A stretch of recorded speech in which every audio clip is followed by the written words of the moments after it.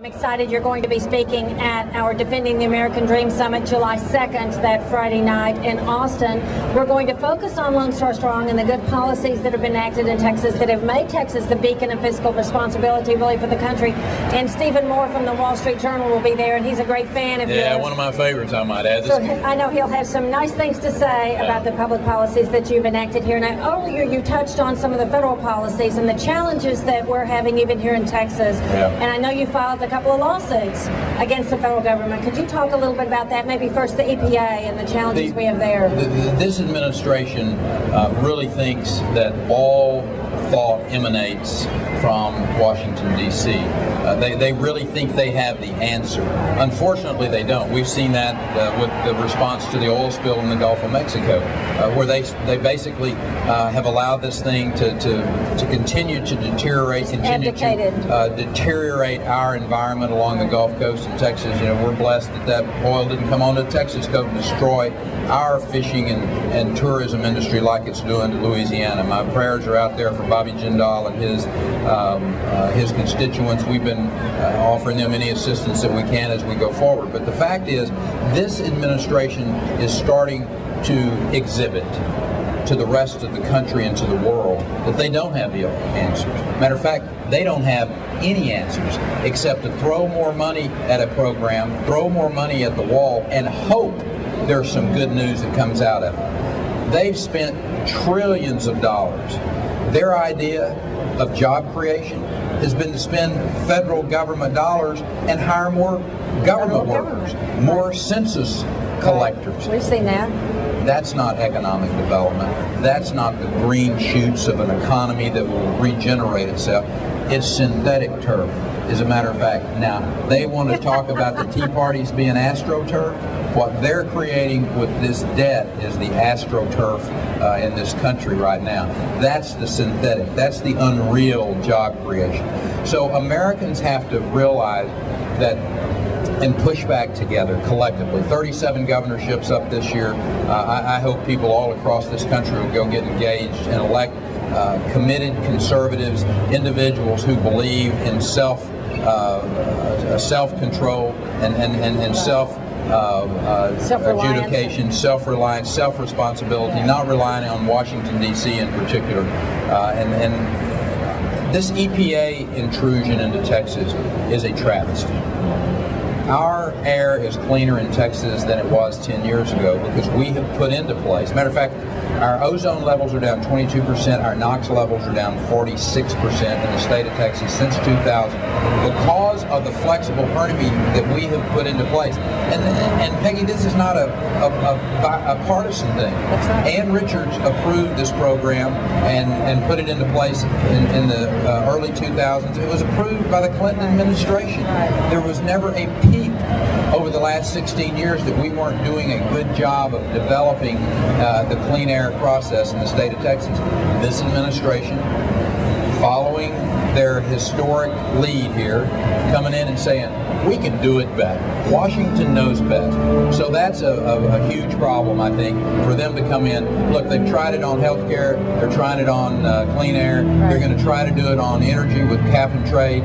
Americans need to stand up and say, not only no, but hell no, not on our watch. We are not going to allow that. Elect congressmen and United States senators that believe in the states being where the innovation is going to occur. The state where states are where the competition needs to occur.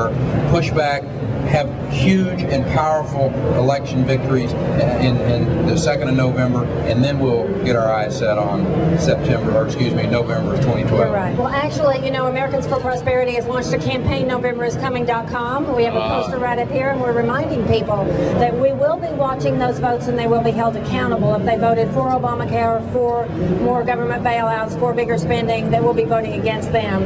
And I think that's going to be a big November election. You have a governor's race coming up in November. We work awfully hard. You know, we're obviously running on our record. We go out and we share with people that you know how we will function. You know how we will perform as the governor of the state of Texas. If there is a state that is doing better economically, point it out. The fact is there's not one. Right. We are the most powerful economy in America today because we have had courageous, conservative, disciplined leadership in this state. I'm going to continue to lead the state in that direction and in that way. And I think Texans will look at that and they'll make the appropriate decision. A liberal Democrat trial lawyer from Houston, Texas, who has driven that city's economy into the ditch versus the conservative, Republican, principled leadership of Rick Perry, they'll make the right decision and we'll continue Texas on the track that it's on. Well, you've taken Texas in a great direction. We certainly are applauding you for what you're doing to promote free enterprise, and the jobs that you're creating are not government jobs, are they? 95% of those jobs, I think, back in 2008, 2009, were all in the private sector. That's where they need to be. Government doesn't create a job. Government can create an environment where the private sector can create jobs. But if you ever get into the mindset that somehow or another government can create jobs, I think we're talking about the Obama administration. I think we are. One last thing, I know as families across this country are tightening their belts because they are feeling the pinch of the national economic downturn. We here in Texas are faring relatively well, but families still are here are being touched. I know as we go into this legislative session, we'll have a shortfall. Certainly we have money in the bank. Could you talk a little bit about how you're dealing with that budget shortfall? Well, I think it's really important that the people of the state recognize that good conservative fiscal discipline was in place in January of 2009 when we had that legislative session kicking off and then finished 5 months later, and we left $8+ billion in a rainy day fund. We didn't spend all the money. A very, very important principle. Don't spend all the money. We saw the dark clouds that were forming on the horizon because of the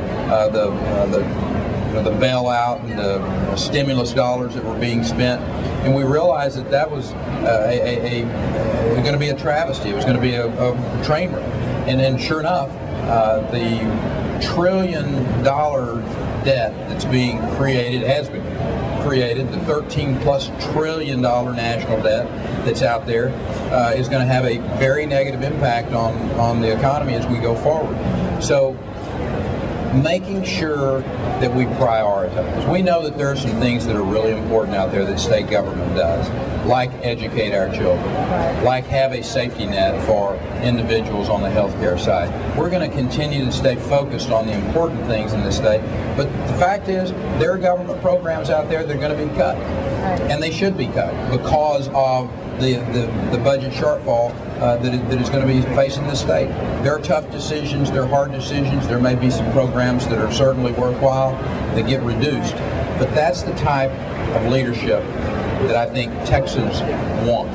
They want an adult who will stand up and say, you know what, folks, we can't afford to do that, and we're going to cut back. They expect that, they respect that, and that's how you turn an economy around quickly, so that in hopefully a short period of time, this entire country gets its ducks in a row, so to speak, and we start seeing the type of fiscal discipline in the other states and certainly in Washington, D.C. But let me just go back and wrap up by this.